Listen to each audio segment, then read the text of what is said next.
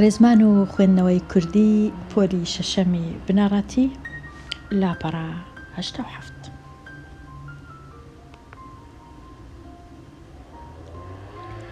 دەربارەی تۆفیق وەهبی. زانای گەورەمان تۆفیق وەهبی بەگ کوڕی مەعروف کوڕی محەممەدە، ساڵی 1891 لە سلێمانی لەدایک بووە. ساڵی 1970 لە بەغدا فێرگەی سەربازی ناوەندی تەواو کردووە. بۆ خوێندن چووەتە ئەستەنبۆڵ و بە پلەی ئەفسەری بەشداری گەلێک لەو جەنگانەی کردووە کە دەوڵەتی عوسمانی ئەنجامی داوە. لە جەنگی یەکەمی جیهانیدا گەلێک نیشانەی پاڵەوانیەتی وەرگرتووە. ساڵی 1990 گەڕایەوە عێراق. لەگەڵ دامەزراندنی لەشکری عێراق تۆفیق وەهبی کرایە ئەفسەری بەشی بزوتنەوەی ئەو لەشکرە. ساڵی 1922 خۆی دایە پاڵ شێخ مەحموود کە حکوومەتەکەی شێخ مەحموود نەما. تۆفیق وەهبی ماوەیەک بەند کرا، پاشان ڕێگەی پێدرا بگەڕێتەوە ناو لەشکری عێراق و ساڵی 1925 کرا بە بەڕێوەبەری فێرگەی سەربازی لە بەغدا.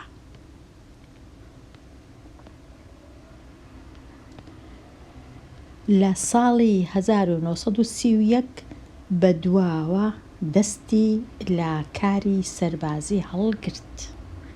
وەک کارگێڕێکی ناسراو لە دەستگاکانی دەوڵەت کاری کردووە.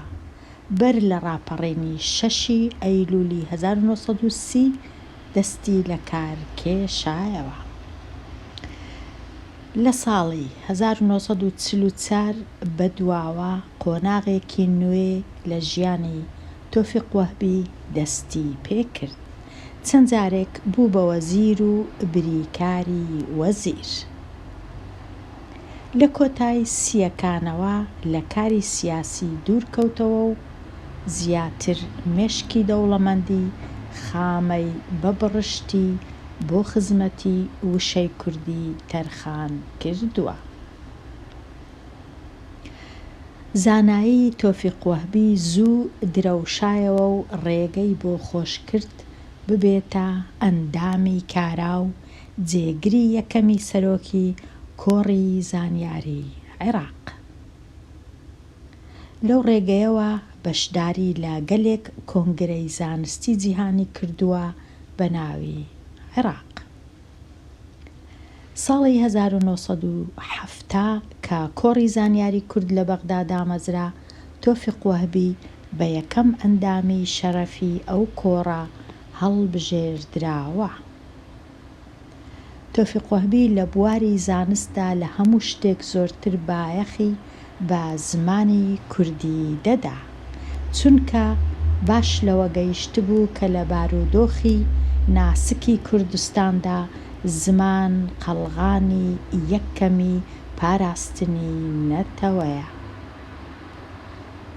ئادمۆنس لە گۆڤاری ڕۆیاڵی لەندەنیدا لە ساڵی 1945 دەنووسێت تۆفیق وەهبی توانیویەتی بە داڕشتنی زنجیرەیەک وشە و زاراوەی کوردی پەتی و لەبار بەر لە لێشاوی ئەو وشە عەرەبیە نوێیانە بگرێت کە لەگەڵ بەرپابوونی جەنگی دووەمی جیهانی خۆیان لە ناو زمانە خۆر هەڵاتیەکاندا سەپاند.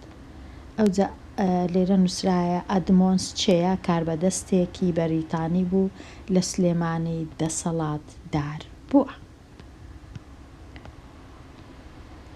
دیسان ئەدمۆنس دەنووسێت و دەڵێت کورد و نەوەی داهاتووی کورد قەرزاری ئەو زانایان.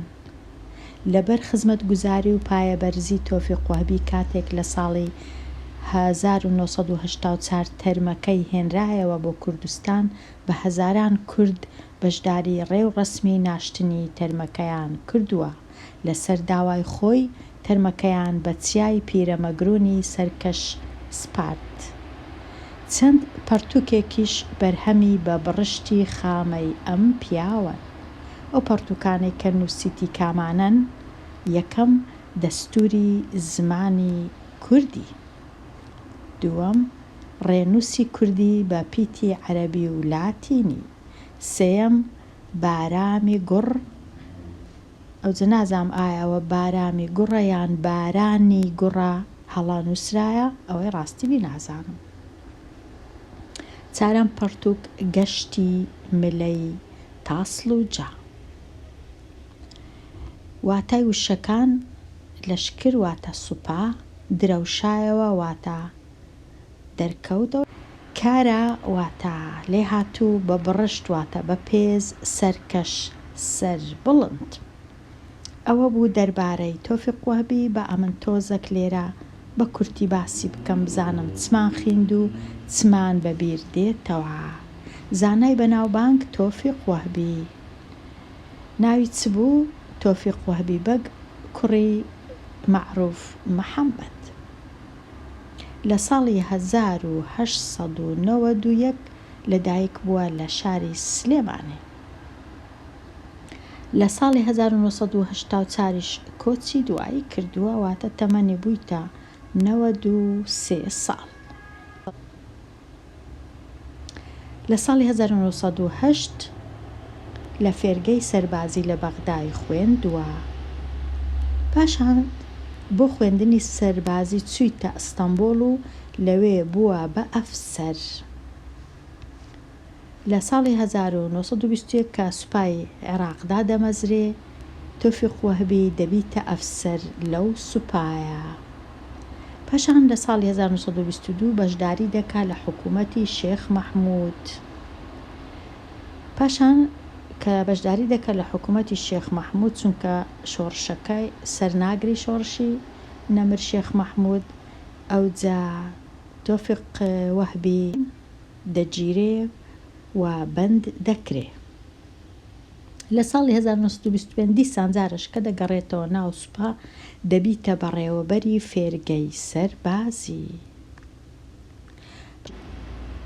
لە ساڵی 1944 قۆناغێکی نوێ لە ژیانی تۆفیق وهەبی دەستی پێکرد، واتە چی دیکە لە سوپا کار ناکە، بەڵکو لە دەستگای حکوومەت کار دەکا و چەند جارەکیش دەبیتە وەزیر. پاشان لە ساڵی 1970 دەبیتە ئەندامی کۆڕی زانیاری کورد کە لە بەغدادا دەمەزرێ. لە کۆتایی سیەکان، واتە 1935 و 36 و 37 و 38 زۆر بایەخ دەدا بە زمانی کوردی و بایەخ دەدا بە نووسینی کوردی و نووسینی کتێب لەسەر زمانی کوردی و پیت و وشەی کوردی. ئەگەر بتەوێ خوێندکاری ژیر زیاتر دەربارەی مامۆستا تۆفیق وهەبی بەگ شت بزانی، دەتوانی تەماشای ئەو بەرنامەیە بکەیت کە تەلەڤیزیۆنی خاک دروستی کردووە لەسەر مامۆستا تۆفیق وهەبی بەگ. ئەوها من تەماشایەکی بکەین هەر بە خێرایی.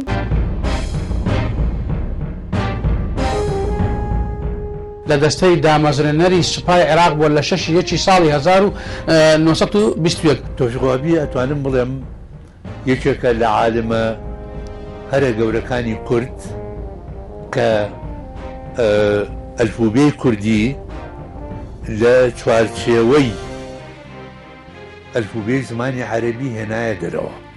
ئامۆژگاریە کردین ئەوی تەنیا ڕێگە بۆتان بۆ ئەی کە میلەتەکەشتان ڕزگار بکەن تەنیا ڕێگەی خوێندنە. ساڵی 1939 لەگەڵ ئەمیزەشی بەگا دەورێکی کاریگەریانە بێت لە دامەزرانی ڕادیۆی کوردیە و بەشی کوردی لە ڕادیۆی بەخایە. ئێمە ناتوانین بگەینە ڕاستیەشی ئەو تۆ ئەگەر بێت و فکرەی یاخود بیر و باوەڕی تۆفیق وهەبی نەناسی. یەکێک لەو کەسایەتیە ناسرا و ناودارانی گەلەکەمان کە لە سەرەتای سەدەی 20ەم و لە دوای جەنگی جیهانی یەکەم دەوری کارە و کاریگەری لەناو بزافی ڕۆشنبیری و نەتەوەیی دابینیوە مامۆستا تۆفیق وهبی بەکە. ئەم زاتە وەک زانە و نووسەرێکی هەڵکەوتووی سەر بێگومان لێرە ئەو ڤیددیۆیە دوور و درێژە دوو بە شیشە هیوادارم خوێندکاران تەمەشای بکەن و گوێ بگرن لە ئەوەی زیاتر دەربارەی زانای بەناوبانگی کورد تۆفیق وهبی شت بزانن.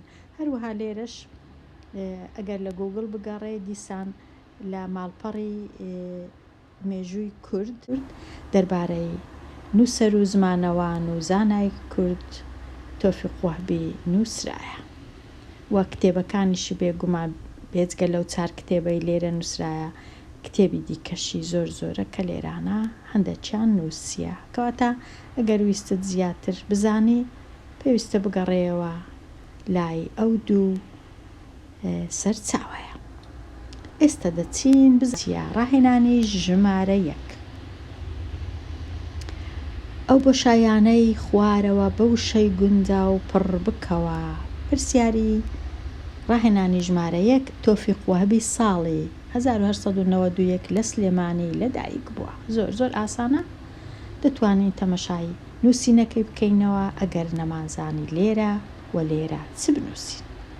لە چاپکراوەکانی تۆفیق وهبی 1 و 2 و 3 ئەم لێرە هیچم نەنووسیە چونکە دەتوانین بگەڕێینەوە ئێرە و ئەو 3 پەرتوکانە بنووسین. دەستوری زمانی کوردی ڕێنووسی کوردی بە پیتی عەرەبی و لاتینی و لێرەش چونکە نازانم ئایا ئەوە ڕاستە بارامی گوڕ یان بارانی گوڕە کەواتە باشتر وایە چارەمەکەی بنووسی گەشتی ملەی تاسلوجە کە چەندە ئەویش هەر زۆر ئەمن نازانم هەتا چڕادەک ئەو ناوانە ڕاستن چونکە دیارە هەڵەوشتیان تێدایە ئەوەی ڕاستی بی.